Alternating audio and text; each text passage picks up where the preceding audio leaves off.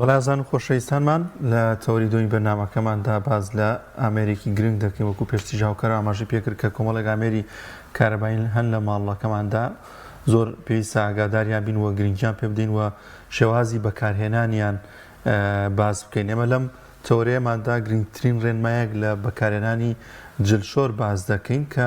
بزانین ڕێنمایەکان چین و گۆڕانکاری لە وەرزەکاندا ئایا کاریگەری دەبێت لەسەر ئەوانیش لە بکاتی بەکارهێناندا وەروەها چۆن پاک هێشتنەوەی ئەو ئامێرە کارەبایانە بە تایبەتی دلشۆر. من لە هەولێرەوە گفتوگۆی زیاتر دەکەین لەگەڵ میوانەکەمان بەڕێز کاک ئەحمەد شێرزاد خاوەنی گروپی کۆمپانیای لێزان بۆ چاکردنی ئامێرە کارەبایەکان و جلشۆرەکان. سڵاو لێ بێت کاک ئەحمەدیان، سپاس بۆم دەرفەتە لەگەڵمانە بوویت. سڵاو لە تۆش کاک دانیار، سڵاو لە تەواوی بینەرانی کەناڵی پێم. سپاس. کاک ئەحمەد ئەگەر سەرەتا کەمێک باز لە ئەزمموی خۆتان و ئەو گروپەی خۆتان بکەی کە خەریکی چاکردنەوەی جلشۆر و ئەو بابەتانن. بەڵێ کاک دانیارجان، ئێمە تقریبا لە 2013ەوە دەستمان بەکاری چاکردنەوەی سێڤیس ئامێرە کارەبایەکانی ماڵانە بە تایبەت غەسالەی تۆماتیک لە تەواوی شارەکانی گروپمانەیە چاکردنەوەی غەسالەینە کاک دانیار و هەروەها ستافمان هەیە. بۆ نمونە صاحب غەسالە ئەگەر غەسالەیەک شتێکی لێ تێکچی یان سەلاجە یان سبلیتەر لەو بابەتە ئامێرانە پێویست ناکاتن بچێ پیکەبێک بگرێت و سێ کە ساڵی گرێ و بیباتن بۆ وەرشە. ئێمە ستافەکانمان دەنێرە خزمەتیان هەر کێشە شتێکێبی لە شوێنی خۆی مەچای دەکەینەوە. بەڵێ کاک ئەحمەد، باسمان لە جۆرەکانی جلشۆر بۆ بکەی و تا چەندێک هاوڵاتیان لە هەرێمی کوردستانە هۆشیاریان هەیە لە بەکارهێنانی جلشۆرە و شارەزان لە بەکارهێنانیدا. بەڵێ خاتون، دەربارەی جلشۆر بەردەوام خەڵک تەلەفۆنمان بۆ دەکات کێشەیان هەیە لە دەربارەی چۆن بەکارهێنانی غەسالە. ئەویش ئەوەیە نازانن، بۆ نمونە دەڵێن وەستا غەسالەکانمان کە جلی تێدەکەین دەریدێنین و بە هەمان شێوەیە، یعنی کۆمەڵێک کێشەی ڕۆژانەی هاوڵاتیان پێم خۆشە بۆی خۆشەویست ڕوونی کەمەوە. ئەویش ئەوەیە نازانن بەرنامەکان بەکاری بێنن. یەک لەو هەڵانە ئەوەیە زۆربەی کات خاتونەکانی ماڵ لەسەر قیاسی جیرانەکانیان جل دەشۆن. بۆ نمونە ئەوان غەسالەیەکیان هەیە دەڵێن لەسەر 30 دقە دەیشوا، جیرانەکەشیان عینەن دەڵێتن هیمیش لەسەر 30 دقە جوانی دەیشواتن، ئەتۆش دەتوانین لەسەر بەرنامەی بشۆی کە ئەوە هەڵەیەکی گەورەیە لەبەرەوەی غەسالە بۆ غەسالە فەرق دەکاتن. جاری وهە لەسەر دقەی 30 دقەیەکەی کە دادەنێەوە هیچ جیرانەکەیان بە هیچ شێوەیەک شوشتنی تێدا نییە، بەس بسمیلکردن و هیچکردنەوە بووە. لە هەمان کاتدا جیرانەکەیت کە دیکاتە سەر ئەو بەرنامەوی ئەو بەرنامەی نییە. لێ گلێ ئەوە دەکەن دەڵێن جلەکەمان جوان خیان نابتەوە، دەبێت و لێرە تەماشای بەرنامەکان کەی بۆ نمونە بزانین لەسەری چین و سورەیە تاقیبی ئەوەی نەکەیت چەند دقە دەیشواتن. تەماشاکەی بۆ نمونە لە سورەیە غەسلی سەریع یانەوە تا بە ئینگلیزی نووسرا هاند وۆش، کویک وۆش، ئەوە لەو بەرنامانەیە جلەکان بە جوانترین شێوە دەشواتن. و هەروەها بەرنامەی دیکەمان هەیە بۆ جوان خایانکردنەوەی بۆ جلەکان. ئەو جلانەی کە سپینە پەڵەو ماچی پێوێت جوان خەیان نابتەوە، دەتوانن خانمەکان دوگمەی تیم پێدا بگرن. ئەو دوگمەی تیمپە پلەی گەرمی زیاد دەکاتن، عادەتی شتی پیسی ژوایە بە شتی زیاتر گەرم و ئەوانە خەیان دەبتەوە. دەتوانن بکەنە 60 پلەی گەرمی زۆر. ئەم دوگمەیە کە باسێکی لە هەموو بەڵێ کاک دانیارجان لە هەموو جلشۆرێک بەڵێ کاک دانیارجان لە هەموو جلشۆرێکدا هەیە دوگمەی تیم یاخود دەنووسرێت دەرەجەی حەرارە، ئەوە تایبەتە بە پلەی گەرمی زیاد دەکاتن. بۆ نمونە تەماشا دەکەی جاری وایە هاوینان پێویست ناکاتن ئەو دوگمەی تیم پەیداگری بۆ جلەکانتان بە ئاوی، لەبەرەوەی ئاوی گەرم بشە، لەبەرەوەی ئاوی سەخانی زۆر گەرمە بە زستانە زیاتر بەکاردێتن. ئەو دوگمەی تیمپە پلەی حەرارەکان زیاد دەکەی. بۆ نمونە قەمیسی سپی ئەوانە زیاتر هێقە و یان دەست وانە پەڵە و ماچ پێ جوان خەیان ناوتەوە، دەتوانی بە دوگمەی تیمپەکە دایگیری بیکێت 40 یان 60 پلەی گەرمی بە جوانترین شێوە خاین دەکاتەوە. کاک دانیار زۆر باشە. بە گوێرەی وەرزەکان گۆڕانکاری دێت بەسەر شۆردنی شێوازی شۆردنی جلەکاندا لە نێو ئەو جلشۆرانەدا، یانی مەبەستێ لە بەرنامەکان بگۆڕدرێتن لە قسە غەساڵی دیکە. بەڵێ مەبەستمەوە لە هاوین و لە جستانە شێوازی شۆردنی جلەکان مانەوەیان لە نێو جلشۆرەکاندا گۆڕانکاری بەسەردا دێت. بەڵێ کاکنیارە تازەش ئاماژەم پێ کرد ئەوەیە کە لە زستانان گوتم دەبی پلەی گەرمی دەرەجی حرارەتی زیادکە لە هاوینان پێویست بۆ پلەی گەرمیە ناکاتن دەتوانی هەر لەسەر ئەو بەرنامە کە دانراوە دوگمەی تیمپەکە دووبارە دادەگریەوە یاخود بەرنامەی تایبەت بەخۆ هەیە تەماشای سەر شاشەکەی دەکەی 4-5 خطوطی هەیە هەر لە بەرامبەر خطوطەکان دوگمەی لەژێر هەیە دوگمە و تایبەت بەخۆیتی بۆ نمونە دەتوانین لە زستانان دوگمەی سپاین هەیە ئەو سپاینە تایبەتە بە فڕی شکردنەوە یعنی بۆ نمونە زستانان تەماشا دەکەی جلەکان کە تەواو دەبێتن خانمان کە دەردێن تەماشا دەکەن ڕوتوبەی پێوە جوان و شکنە بۆتەوە دەتوانین پێش ئەوەی جلەکان کە دەست بە بەرنامە شوشتنەکەی خۆی بکە دوگمەی سپاینە داگری بنمونە لەسەر RPM ئیشکردنەوەی لە دقەیەکی نووسراوە 800 1000 1200 1200 1400 یعنی هەر غەسالە و ئەوانەی تایبەت بەخۆی دانراوە دەتوانن خانمان لە زستانان 1200 دا بنێن دوگمەی سپاینەکە داگرن دوگمەک و دەرەجەی حرارەکەمان کو زیاد کرد عینە دوگمەی سپاینەکە زیاد دەکەی فڕی هیشکردنەوەکە لە دقەیەک دەبتە 1200 فڕا بە باشترین شێوە وشک دەبێتەوە بەس لە هاوینان پێویست ناکە ئەو دوگمەی داگری کاکدانیار لەبەرەوەی جەوەکە گەرمەوەیە بەخۆی بە جوانترین شێوە ئیشک دەبێتەوە زۆر باشە گرنگترین ڕێنمایەکان چین بۆ بەکارهێنانی جلشۆر بە تایبەتی باست لەوە کرد یانی ئەگەر تۆ شارەزاییت هەبێ لە جلشۆرەکەیە بێگومان کە ئاسانکاری زۆر بۆکە بە تایبەتی ئەگەر بۆنە جلیسپیت هەبێ بە نمونە باست کرد یان ئەوە تا پلەی گەرمیەکەی تەحەکوم پێ بکەی کۆنتڕۆڵی بکەی ئەمە چۆنە یان کەسێک چۆن نەتوانێت شارەزا بێ لێی شێوازی شوشتنەکەی مەبەستە بەڵێ شارەزابوون لە بەکارهێنانی جلشۆرەکە خاتون من دوو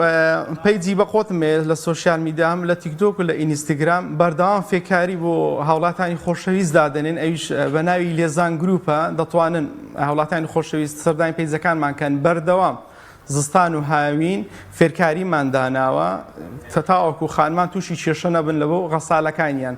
دامان نابوون منە لەسەر غەساڵی LG سامسۆنگە ئارچیلێکە هەر لەو مارکانێکانە هەر یەکە و مارکە و فێرکارێکمان داناوە تاوەکو خەڵکی لێ ئاگادار بنەوە بە جوانترین شێوە جلەکانیان بۆ بشرێ یاخود زۆرشکە بەکارهێنانمانەیە لەگەڵ خانمان جاری وا هەیە قیاسی غەسالەکانیان بچووکە بۆ نمونە 8 کیلۆیە 9 کیلۆیە ئەوان دەچن بەتانی پێدەشۆن ئەو حاڵەت شوشتنەی ئەو بەتانیە بەو غەسالەی غەڵەتێکی زۆر گەورەیە لەبەرەوەی کێشە بۆ بەرینگەکە دروست دەکات بۆ حەوزەکەی دروست دەکات ئەگەر دیقەتی لە پشتم ئەو غەسالانەی کە دانراوە ئەو کێشانە دروست بە لە ماڵان خانمان قیاسی غەسالەکانیان بە هەڵە لی تێدەگەن وا دەزانن ئەگەر 8 کیلۆ 9 کیلۆ جلکەکە بە تەواوەتی دەبیتێکی ئەوان دەبی قیاسی ئاوەکەش وەگری بۆ نمونە حەوزەک نابی لە نیوەی زیاتر شمەکی تێ بکەی یاخود بەتانی سەرچفەر نەوعەکە پیشۆی نابی لە نیوەی زیاتری تێدابی یەکەم شت لەبەر ئەوەیە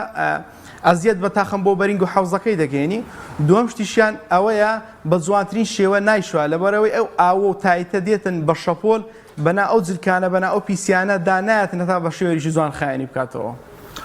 زۆر باشە کاک ئەحمەد لە پێیجەکەشتان ئەمن بینیم هەندێک غەسالە هەیە لە ناوە زۆر پیسە خڵتە و پیسێکی زۆری تێدایە ئەمە بۆ چیە گەڕێتەوە بۆچی بەم جۆرە غەسالانە پیسی تێدا کۆ بۆتەوە و پاکردنەوەیان بە چه شێوازێک دەبێت ئەوە کاکدار پێش بەرنامەکەی تازە براک لە وەرشێ بووین بەڵێ غەسالەیەکی ناگوتی ماوەی تقریبان 12 ساڵە ئەو غەسالێمان هەیە بۆنەکی زۆر ناخۆشتی پێمان خۆشە غەسلیکەی ئەگەر بتانەوێت پێویست بۆ ئینەکە لە بیدایەتی غەسالە کە دەیکڕی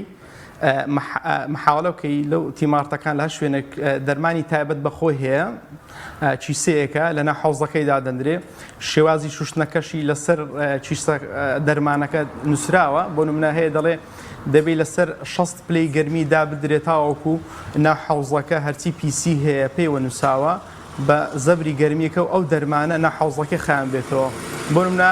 محاولە بکرێ خانمان هەموو مانجێ جارێک بەلای کەمی پاش جل شوشتن ڕۆژێکدا بنێن چیسەیەک لەو دەرمانە بکەنە ناو حەوزەکە تاوەکو تووشی پیسی نەبێتن ئەگەر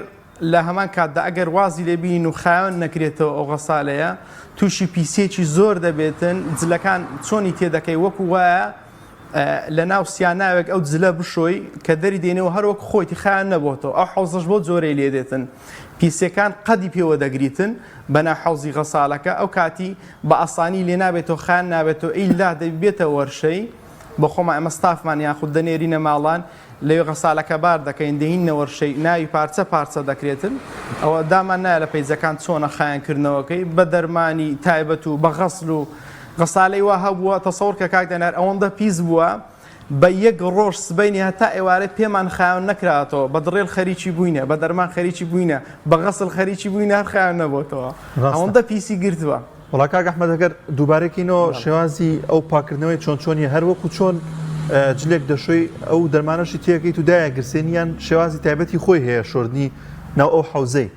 شێوازی شوشتنەکە جاری وا هەیە لەسەر بەرنامەکە دەنووسرێتن بۆ نمونە دەنووسرێتن غەسل الحوض یعنی شوستنی حوزەکە ئەو دەرمانەی تێ دەکەی بە بێجل طبعاً بدایەتی دەرگاکە دەکرێتەوە چیسەیەک لەو دەرمانەی کە پێێتە دەکەێنا حوزەکە پێوی دەدەیەوە بە بێجلی کاک دانیار دەکەێت سەر ئەو بەرنامەی کە نووسرایە غەسل الحوض دوگمەی ستارتی دای دەگری هەموو مانگێک ئەگەر بکرێتن کە بیدایەتی غەسالەت کڕی بۆ زۆری خایانی کێوە تووشی ئەو کێشەت ناکاتن و هەروە ناوعێکی دیکەمانەیە کە زۆر پیس دەبن جاری وا هەیە بۆ دەرمانانە تەماشاکەین کە لە سەریان نووسرایە 90 پلەی گەرمی یان 60 پلەی گەرمی دەبی دوگمەی تیمپەکەی ئەگەر بەبیرمان بێتەوە گوتمان یان دەنووسرێ دەرەجەی حرارە زۆر جار لەسەر بەرنامەی قوتندا دەندرێ دەتوانی تحکم بە دەرەجەی حرارەکەی بکەیت لەسەر ئەو بەرنامەدانە دوگمەی تیمپیدا دەگری 60 بۆ 90 پلەی گەرمیدا دەنەی ئەو کاتی دەرمانەکەی دەکەینە حوزەکەی ئەویش هەمان کات لە هەفتەیەکدا دەتوانی ئەگەر زوو بتێ خیان بتەوە پێویست بە وەستان نەکاتن زۆر پیس نەبوو بێتن ڕۆژی جارێک لە یەک هەفتەیەکدا ڕۆژی 1 جار پێش زلەکان ئەو دەرمانەی تێ دەکەی تاوەکو بە جوانتری شێو غەساڵەکە خیان بێتەوە دوور بێتن لە پیس شتیوە. باشە ئەو هەموو شتانی کە باسمان کرد پەیوەندی هەیە بە کوالێتی ئەو غەسالی ئەیکڕین بە تایبەتی کێسە لەو بازارەکانە چەندین مارکەی جیاواز هەیە بۆ کڕینی جلشۆر باشترینیان کامانان یان بەڕاستی کاریگەری هەیە لەسەر شێوازی بەکارهێنانەکەی بەس ناوی مارکەبان نەبین نەبێتە ڕیکلامە وەڵی پێم خۆش نییە ناویت ئەوەک ناینم بەس عادەتەن مەسلێکی کوردی هەیە دەڵێن شتی هەرزان بێ حکمت نییە و بێ عیلەت نییە شتی گرانیش بێ حکمت نییە شت هەیە زۆر جار لە هەڕازەکان زۆر لە هەڕازدا دەندرێتن شتی زۆر هەرزانن بتێ شتێکی جوان پێخیان کاتەوە حتمما ئیسفادە لێ ناکەی لە شوێنی تایبەت بوون مارکێتە گەورەکان ئەوانەی کە بەناودارە نانێ و شخصەتی شوێنەکانی خۆیان بەشتی خراپ دابنێن ئەو کاتی لەو شوێنانە بکرێتن دەرمانی تایبەت و ئەستی بکڕێ زۆر باشە ئیسفادە لێ دەکەن. کاک ئەحمەد سەبارەت بە تایت چی ئایا جۆری تایت کاریگەریە بێ لەسەر جلشۆر؟ بەڵێ کاک دانیار دوو شێوازمان هەیە بۆ خایانکردنەوە یەکەمیان هەیە سایل هەیە دووەمیان تایت هەیە هەردووشیان دەتوانی بەکاربینی بەس ئەمە دەبی بزانین چۆنی بەکاربینین بۆ نمونە جاری وایە هەیە تایتی غەسالەی عادی ناتوانی بین تایتی غەسالەی تۆماتیک جلی پێ بشۆی لەبەرەوەی کەفێکی زۆر دروست دەکات تاسیر لەسەر غەسالەکەدا کێشەی بۆ دروست دەکاتن ئەگەر سایلەکە بەکاربێنی باشترە لەبەر ئەوەی کە ئاوەکە دێتە ناو چەکمەزەی تایتەکە ڕاستە و خۆ ئەو سایلە دەستە ناو حەوزەکەی باشترە بەکاری بێنی بەس ئەگەر تایتەکەش بی کێشت نابێتن بۆ جۆرەی کە بەکاری بێنی چۆنە زۆر بەکارینانەکەی ئەوەیە کە تایتێکی زۆر نەکەی ناو چەکمەجەکان کەم بێ بەپێی جلکەکان بێ و لە ئاخری چەکمەجەکەش دابدرێتن تاوەکو تایتەکە کە ئاوەکەی هاتە سەری ڕاستە خۆ بستە ناو حەوزەکەی چونکە جاری وایە خانمان ئەو چەکمەجەی تایتی بران ئەگەر چەکمەجەکەم لۆ بینن بە جوانتریش لۆیان شەڕحکەم وەستا سامانجان ئەو چەکمەجانەی ئەو غەسالانە کە تایتی لە ناودا دەندرێتن بە ئەو برایەکەم بداتێ بە زوانتریش دەست خۆش وەستە سامانجان کاک دانیارجان بۆ نمونە ئەوە شوێنی تایتەکەیە بەڵێ قەتع بۆ بزانم دانا گوێمان لێتە